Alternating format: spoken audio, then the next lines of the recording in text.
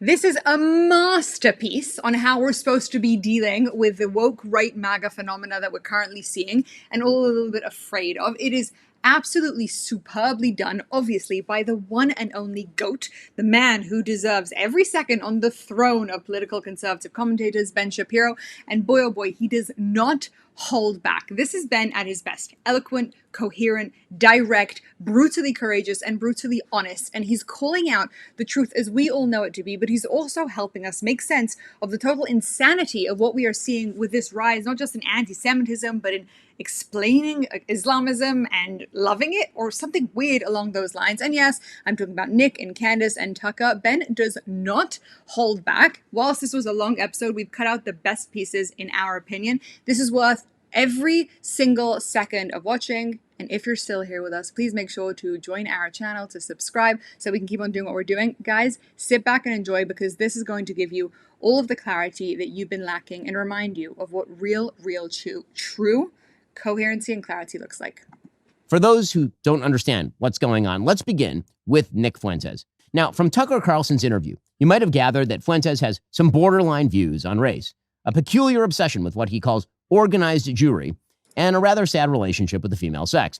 But probably you came away thinking that, for the most part, Fuentes lives on the radical edge of normality.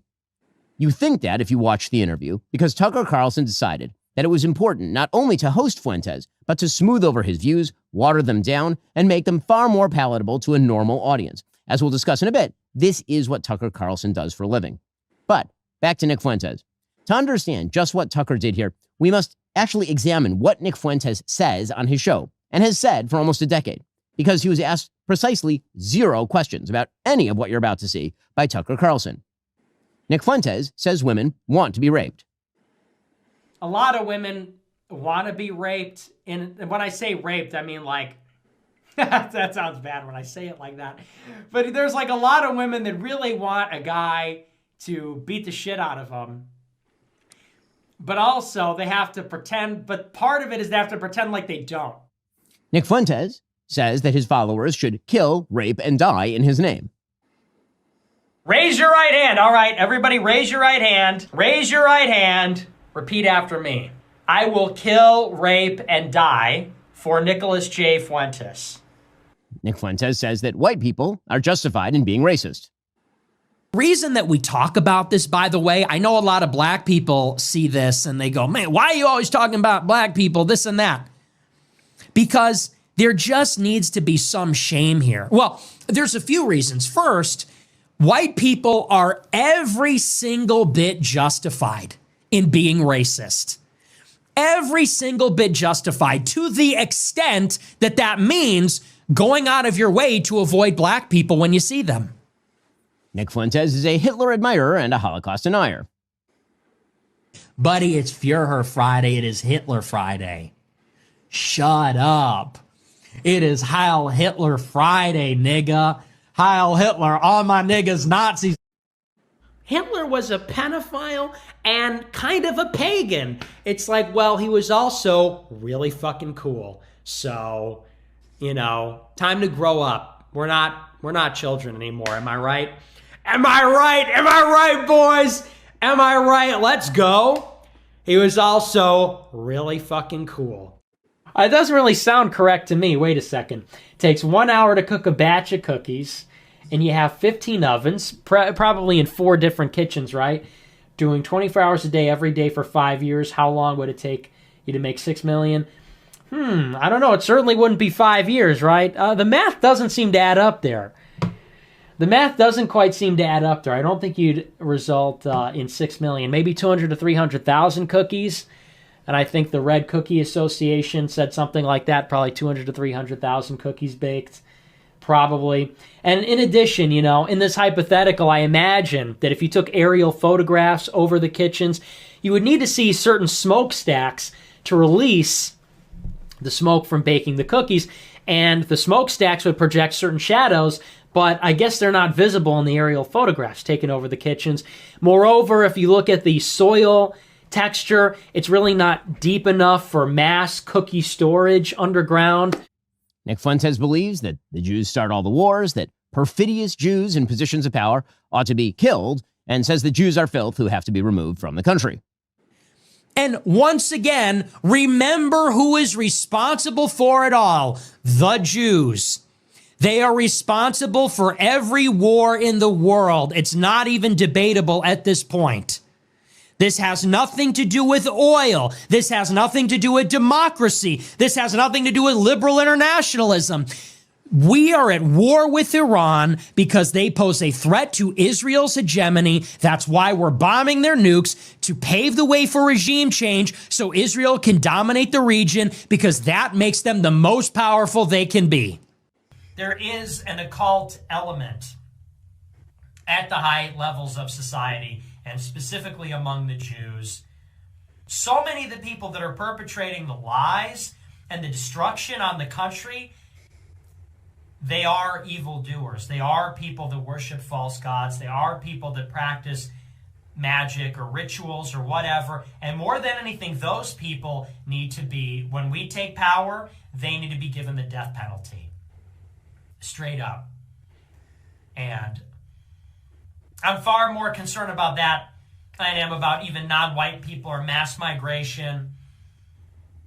These people that are communing with demons and engaging in this sort of witchcraft and stuff, and these people that are suppressing the name Christ and suppressing Christianity, they must be absolutely annihilated when we take power. This is God's country. This is Jesus's country. This is not the domain of atheists or devil worshippers or perfidious Jews. This is Christ's country.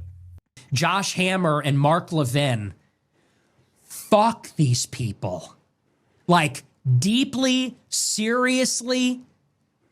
All real Americans, if you are a real American, if you were born in this country, I don't even care who you are, what you are, if you are a real American that loves this country, you have generations in this country, your family or you fought for this flag, fought for the Constitution, fought for our church, fought for our civilization. For all of you, I say about Josh Hammer and Mark Levin and Laura Loomer, fuck them. Fuck them. Deeply, seriously, get them the fuck out of our country. So, that right there is just a brief glimpse into the twisted mind of Nick Fuentes. And I think that kind of sets the tone of what we're dealing with. There's an attempt to make him a moderate, but you have to remind yourself every single time this man comes up that this is the ideology that he is sharing with millions of viewers every single day. There's plenty more where that came from, of course. Hours of it per day, in fact.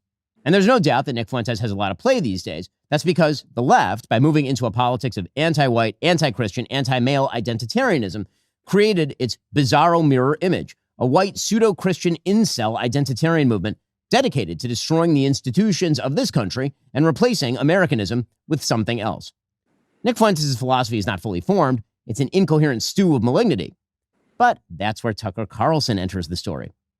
Now, since his exit from Fox News in 2023, when, of course, he was a very, very popular host, Tucker Carlson has turned himself into a conspiracist and a crank and a pathological liar. Tucker excuses Vladimir Putin's murderous and barbarous reign. He has even become one of his most ardent defenders. It is so much nicer than any city in my country. I had no idea. My father spent a lot of time there in the 80s when he worked for the US government and barely had electricity. And now it is so much cleaner and safer and prettier aesthetically. It's architecture, it's food, it's service, than any country, city in the United States that you have to, and this is non-ideological. How did that happen? How did that happen? And at a certain point, I don't think the average person cares as much about abstractions as about the concrete reality of his life. And if you can't use your subway, for example, as many people are afraid to in New York City because it's too dangerous, you have to sort of wonder, like, isn't that the ultimate measure of leadership?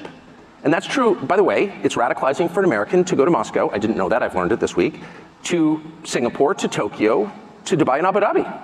Because these cities, no matter how we're told they're run and on what principles they're run, are wonderful places to live.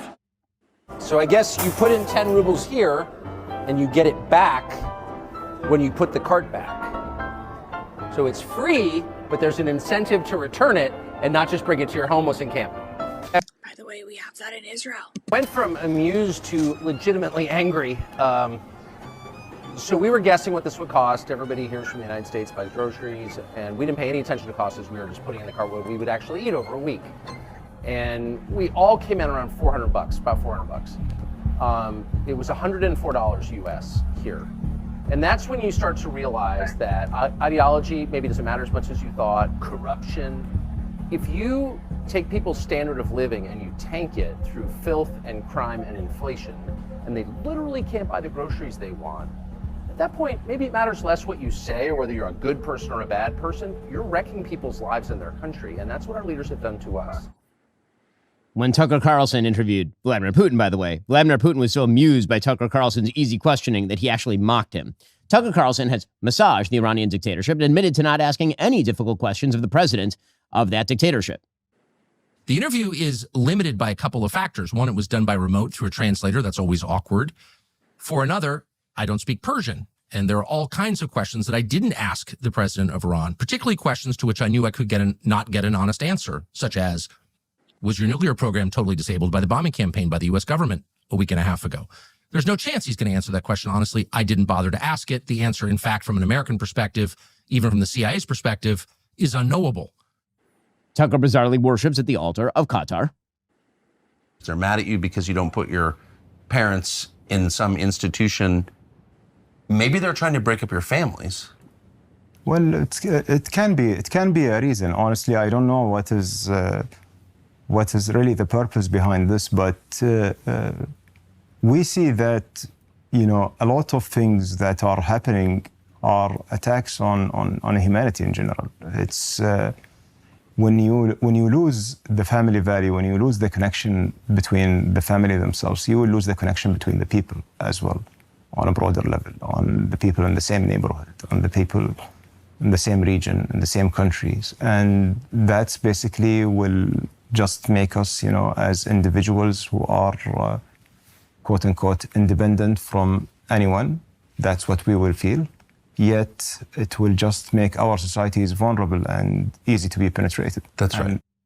Tucker Carlson praises Venezuela's Nicolas Maduro, even as Maduro keeps the entire country in communist penury and ships fentanyl into the United States to kill Americans by the hundreds of thousands. Why are we so opposed to Nicolas Maduro?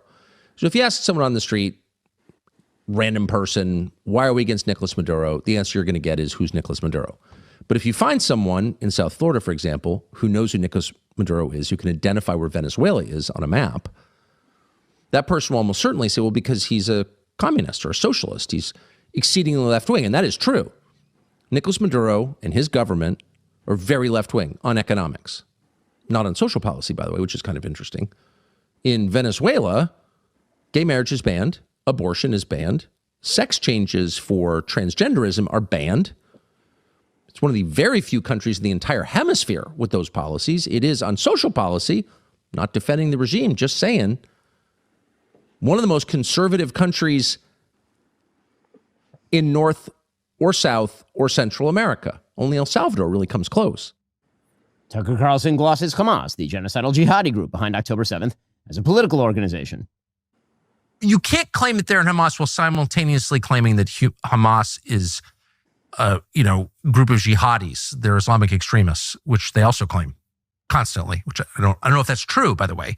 It seems more like a political organization, but whatever it is, they're telling us constantly they're Al-Qaeda. Tucker Carlson has attacked President Trump as a cover-up artist for sex trafficker Jeffrey Epstein on behalf of Israel and Mossad, making sure, of course, never to mention President Trump's name, because, of course, Tucker's a coward. And moreover, it's extremely obvious to anyone who watches that this guy had direct connections to a foreign government. Now, no one's allowed to say that that foreign government is Israel because we have been somehow cowed into thinking that that's naughty. There is nothing wrong with saying that. There is nothing hateful about saying that. Tucker Carlson also said in his interview with Nick Fuentes that the people he hates most in the entire world, more than ISIS, Al-Qaeda, Trans-Tifa, Marxists, rapists, murderers, are Christian Zionists who represent an enormous chunk of the conservative base. According to Tucker Carlson, who admits that he first read the Bible all the way through just 2 years ago, Christians who support a Jewish state of Israel are heretics and blasphemers with a brain virus. How do you explain Mike Huckabee, Ted Cruz, and there are a lot like that, John Bolton. I mean, I've known them all, George W. Bush, like Karl Rove. I mean, all people I know personally who I've seen like be seized by this brain virus, and they're not Jewish. Most of them are self-described Christians, and then the Christian Zionists who are, well, Christian Zionists. Like, what is that? Right. And I can just say for myself, I dislike them more than anybody. Because like what? Because it's Christian heresy, and I'm offended by that as a Christian. But most of all, Tucker Carlson acts as an ideological launderer for other people's evils. Tucker Carlson says many inflammatory things, always buying back just enough of it to appear as though he's not saying what he's clearly saying. He's a master of gaslighting. Tucker Carlson, for example, would never say out loud what Nick Fuentes does. He wouldn't say the things many of his guests say. And so instead, he acts as an ideological launderer. He takes other people's hideous ideas, he softens them, he treats them with love and care, and then he provides them with a massive signal boost. So, for example, he'll ask a series of wildly obsequious questions to Nick Fuentes. He'll even let Nick Fuentes' support for Joseph Stalin slide. It's actually funny. It was December 18th. I remember because that's an important date to me. And it's Joseph Stalin's birthday. Oh. I'm a fan. You're a fan of Stalin's. Mm-hmm. Always an admirer. But we don't need to go into that, I guess. Well, that's okay. Let's get back to it. We'll circle back to that. Tucker Carlson will have on a Hitler-friendly pseudo-historian to minimize the Holocaust and blame Winston Churchill for World War II. And he will call him America's best and most honest historian. I thought Churchill was the chief villain of the Second World War. Now, he didn't kill the most people. He didn't commit the most atrocities. But I believe, and I think when you really get into it and tell the story right and don't leave anything out, you see that he was primarily responsible for that war becoming what it did, becoming something other than an invasion of Poland. Germany, look, they put themselves into a position, and Adolf Hitler's chiefly responsible for this, but his whole regime is responsible for it, that when they went into the East in 1941, they launched a war where they were completely unprepared to deal with the millions and millions of prisoners of war, of local political prisoners and so forth that they were going to have to handle. They went in with no plan for that. And they just threw these people into camps, and millions of people ended up dead there. See, this is how Tucker Carlson's ideological laundering works. You bring your dirty, ugly ideologies to Tucker Carlson's rhetorical car wash. He mixes it with some of the vestigial respect Americans have for him from his Fox News days, and voila, hideous ideas suddenly become mainstream. And then, of course, Tucker denies he said anything controversial at all. He was just asking questions. He was just interviewing people. You don't want him to cancel people, do you? Of course, there is no First Amendment right to a Tucker Carlson sensual massage. But to listen to Tucker, you'd think there was, so long as you despise America, oppose President Trump's foreign policy, and bear a peculiar dislike of Jews. Tucker Carlson, you see, is a coward. And here is where his relationship with Nick Fuentes begins, with Nick Fuentes correctly pointing out that Tucker Carlson is a coward. You see, Tucker Carlson, a few weeks back, had on Candace Owens to treat her to his usual ideological laundering services. That's after years of Candace Owens saying things like this. And it is the case that dinosaur bones, for whatever reason, are always just found by the paleontologist. Like, it's not like you and me walking outside. I'm like, hey, a dinosaur bone. And, or by somebody who's related to a paleontologist. It's very strange. And then, but it was just convenient for Israel that JFK got shot. It was just convenient, you guys. Totally convenient. It was convenient for Israel, by the way, when the towers went down. I just want to be clear. Anything happens to me, blame the Zionists. Like 1,000% blame the Zionists. Like let that be my parting word. I'm waking people up to the fact that pedophiles are in power. Yes. They are literally in power. And that is intentional because then they can be controlled while they are in power.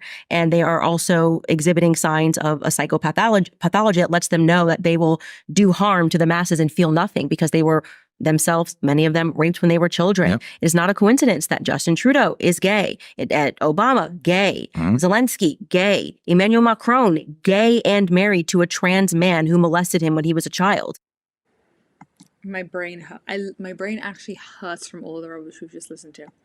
Well, Candace Owens had recently hosted Nick Fuentes, and this led Tucker Carlson, in an attempt to dissociate from Fuentes, to label him a weird little gay kid operating from a basement, and a Fed as well. That's obvious to me. I've been I around don't a long understand it. time. I know it when I see it. Yeah, and I will say I don't understand it. We were very kind to him. Like I truly, like we almost said, like we felt maybe he was a bit lonely. We should invite him back for dinner.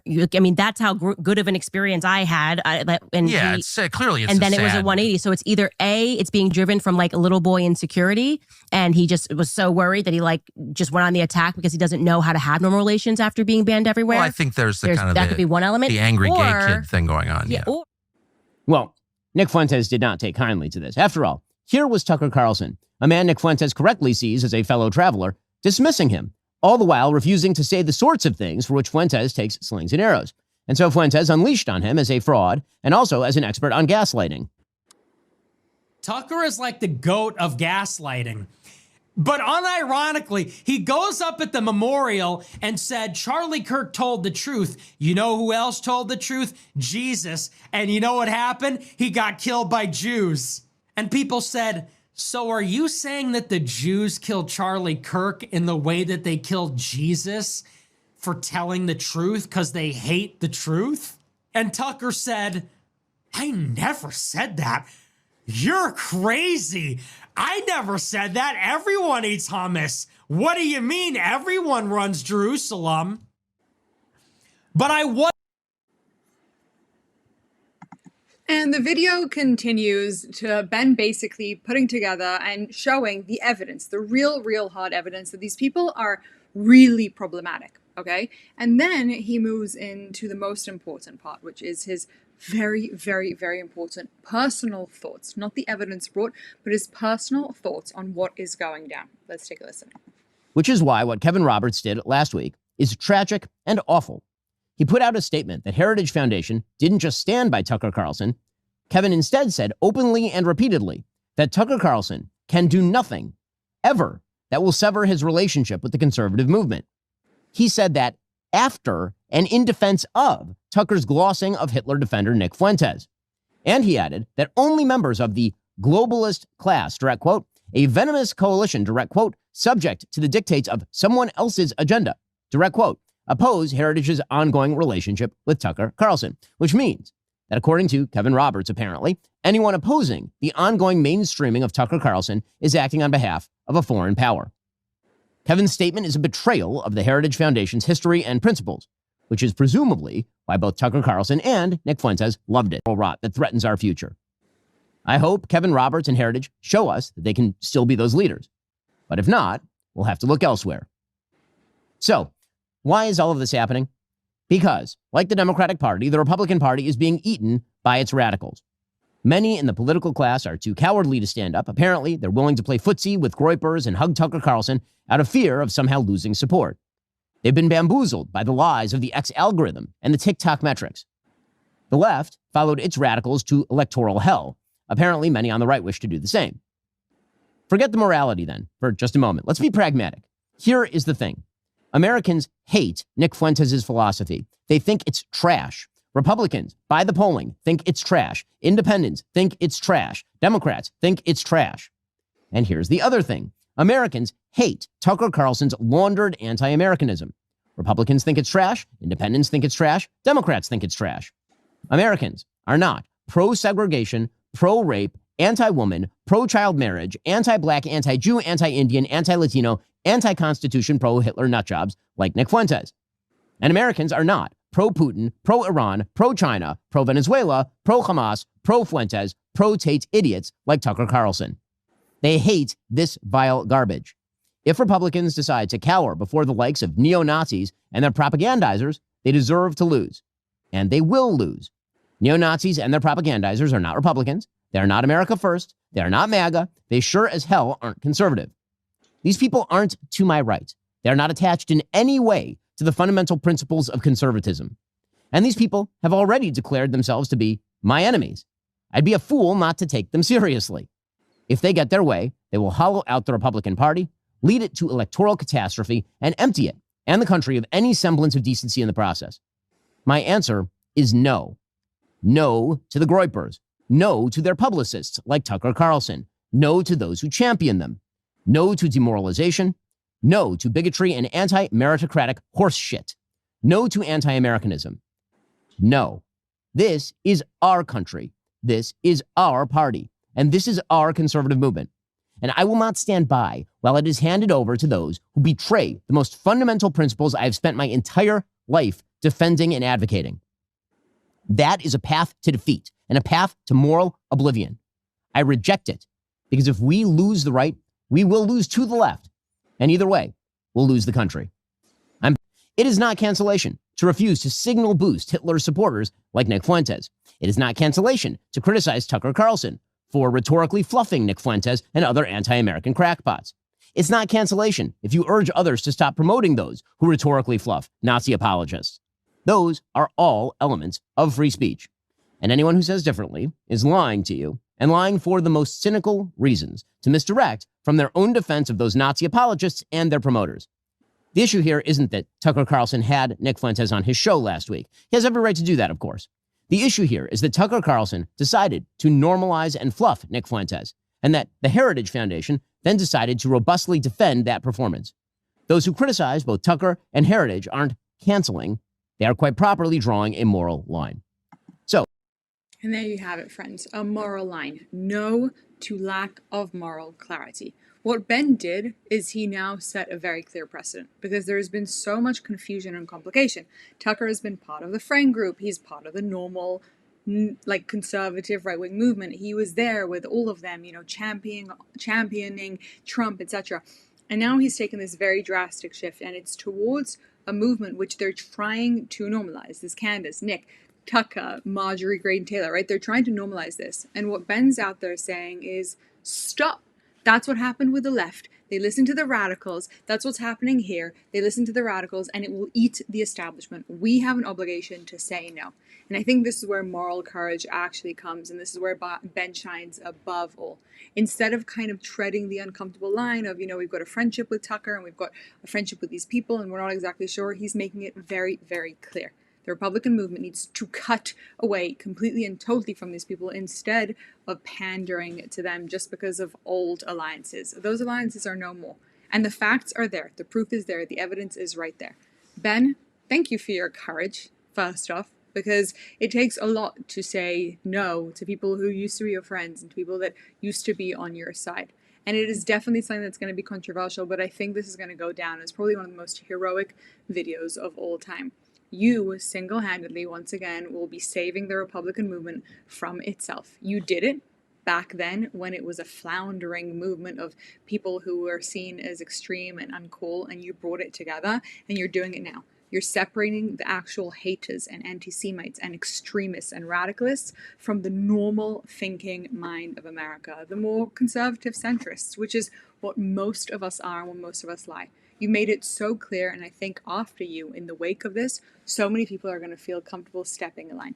So again, thank you, Ben, for this, and thank you for your attention to this matter.